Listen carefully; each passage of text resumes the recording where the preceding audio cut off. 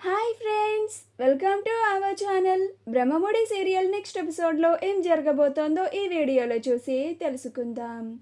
అందరినీ నిలదీసిన కావ్య అసలేం జరిగింది అని తెలుసుకోవడానికి ఈ వీడియోని స్కిప్ చేయకుండా ఎండ్ వరకు చూసేయండి. రాజ్ కావ్య తన మనసులో రాజ్ ఉన్నాడని బయటికి చెప్పడం లేదని రాజ్ తెలుసుకున్న తరువాత దుగ్గిరాల వారి ఇంటికి రోజు వెళ్దామని నిర్ణయించుకుంటాడు. అలా రోజు కావ్యతో సమయాన్ని గడుపుతూ తనకి దగ్గరయ్యి కావ్య మనసులో ఉన్న మాటని బయటికి చెప్పేలాగా చేయాలి అని అనుకుంటూ ఉంటాడు. అలా దుగ్గిరాల నిలయంకి వెళ్తాడు. అక్కడ తన కుటుంబ సభ్యులంతా రాజ్ని చాలా ప్రేమగా చూసుకుంటూ ఉంటారు. అలా రాజ్కి చాలా రకాల టిఫిన్లు పెడుతూ ఉంటారు.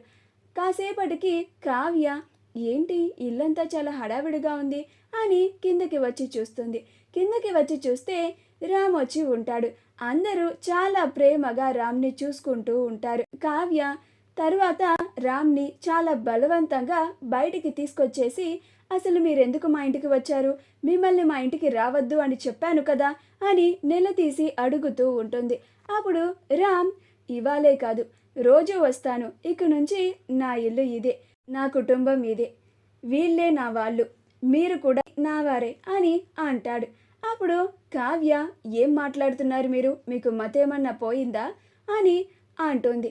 అప్పుడు రాజ్ ఇప్పుడే కదా స్టార్ట్ చేశాను, రేపటి నుంచి ముందు ముందు మీరే చూస్తారు కదా, ఓకే బాయ్ అని అక్కడి నుంచి వెళ్ళిపోతాడు.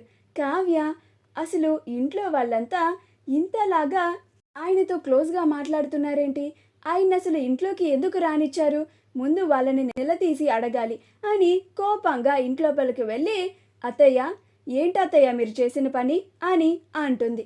అప్పుడు అపర్ణ నేనేం చేశాను కావ్య అని అంటుంది. అప్పుడు కావ్య ఏం చేశాను కావ్యనా, ఆయన ఎందుకు మళ్ళీ ఇంటికి రానిచ్చారు అని అంటుంది.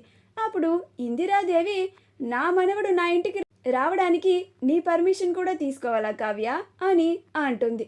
అప్పుడు కావ్య అమ్మమ్మ గారు మీరు కూడా అత్తయ్యకి సపోర్ట్ చేస్తున్నారా, అప్పుడు సుభాష్ కేవలం మీ అమ్మమ్మ అత్తయ్యే కాదు మేమంతా రామ్ ఈ ఇంటికి వచ్చి నీతో కలిసి మాట్లాడాలి, మీరిద్దరూ సంతోషంగా ఉండాలి అనే కోరుకుంటున్నాము, మా అందరి సపోర్ట్ ఇప్పుడు రామ్కే అని అంటాడు. ఆ మాట వినగానే రుద్రాని రాహుల్లు ఆశ్చర్యపోతారు. ఏంటి వీళ్ళు తిరిగి మళ్ళీ రాజ్ కావ్యలని కలపడానికి కుటుంబం అంతా ఏకమయ్యి ఇలా చేస్తున్నారా అని అనుకుంటూ ఉంటుంది. ఆ యామిని మేము ప్లాన్ చేసి మరీ ఈ రాజ్ కావ్యలు విడిపోతారు అని అనుకుంటే వీళ్ళేంటి మరో ప్లాన్ వేసి వీళ్ళని మరింత దగ్గర చేయాలని చూస్తున్నారు. అసలైనా రాజ్ కావ్య మీద కోపం వచ్చి వెళ్ళిపోయాడు కదా, కానీ తానంతట తానే ఇంత సంతోషంగా ఇంటికి వచ్చి వీళ్ళందరితో ఇంతలాగా కలిసిపోతున్నాడంటే వీళ్ళే ఏదో చేశారు, వెంటనే ఈ విషయాన్ని యామినితో చెప్పాలి అని అనుకుంటూ ఉంటారు. కావ్య మావయ్య మీరు కూడానా ఏంటి అందరూ కలిసి ఆయనకి సపోర్ట్ చేస్తున్నారా, ఆయన రోజు మన ఇంటికి వస్తారా అని అంటుంది. అప్పుడు అపర్ణ మరి నీకు దగ్గర అవ్వాలంటే రావాలి కదా అని అంటుంది. అప్పుడు కావ్య అత్తయ్య నేను మీకు ఎప్పుడో చెప్పాను కదా, ఇక నుంచి నేను ఆయనతో మాట్లాడను అని అని అంటుంది. అప్పుడు రుద్రాని నాకిప్పుడు పూర్తిగా అర్థమైంది, కావ్య రాజ్కి దూరం అవ్వాలి అని అనుకుంటుంది కాబట్టి ఈ కుటుంబం అంతా ఏకమయ్యి రాజ్ వైపు నుంచి నరుక్కుంటూ వచ్చి రాజే కావ్యకి దగ్గరయ్యేలాగా చేస్తున్నారు, అలా రాజ్ కావ్యలని కలపాలని చూస్తున్నారు, మామూలు కాదు వీళ్ళు అని అనుకుంటూ ఉంటుంది.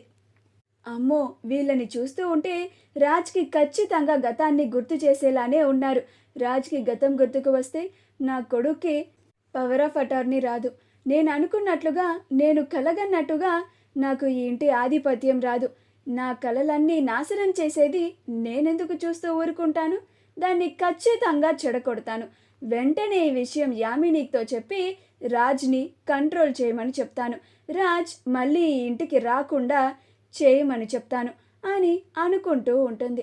అప్పుడు కావ్య ఏంటత్తయ్యా మీరు ఆయనకి గతం గుర్తు చేయాలని ప్రయత్నిస్తే అది ఆయన ప్రాణాలకే ప్రమాదమని నేను ఆయనతో మాట్లాడకుండా ఇంత దూరంగా ఉంటున్నాను. మీరెందుకని ఇలా చేస్తున్నారు అని అంటుంది. అప్పుడు అపర్ణ, ఇప్పుడు మేమేమీ తప్పు చేయడం లేదు కదా కావ్య. మేమేమీ రాజ్కి గతం గుర్తు చేయాలని ప్రయత్నించడం లేదే.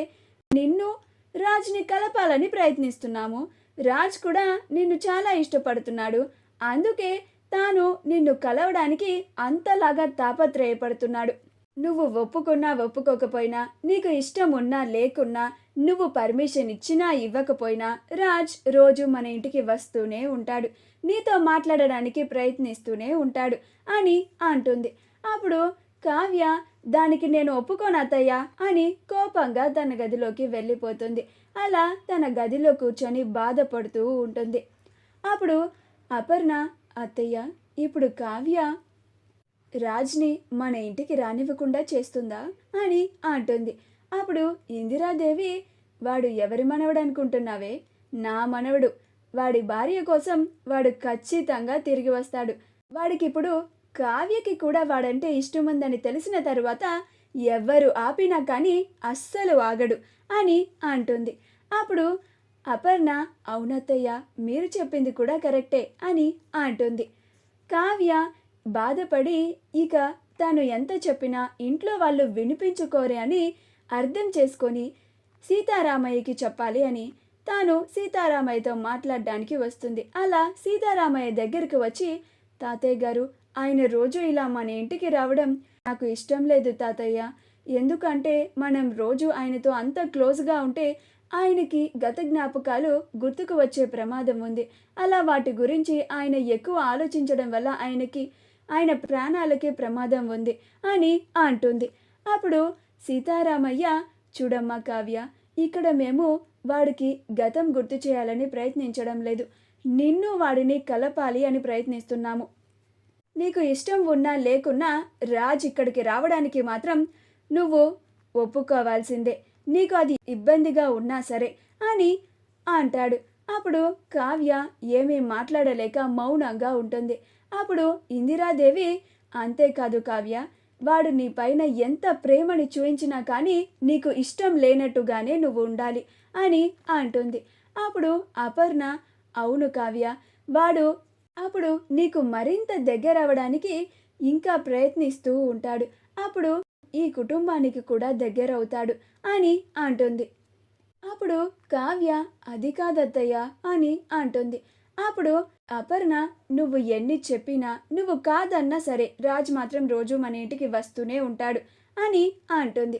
మా వీడియో కనుక మీకు నచ్చినట్లయితే లైక్ చేయండి, షేర్ చేయండి, మా ఛానల్ని సబ్స్క్రైబ్ చేసుకోండి. పక్కనే ఉన్న బెల్ ఐకాన్ని క్లిక్ చేయడం మాత్రం మర్చిపోకండి.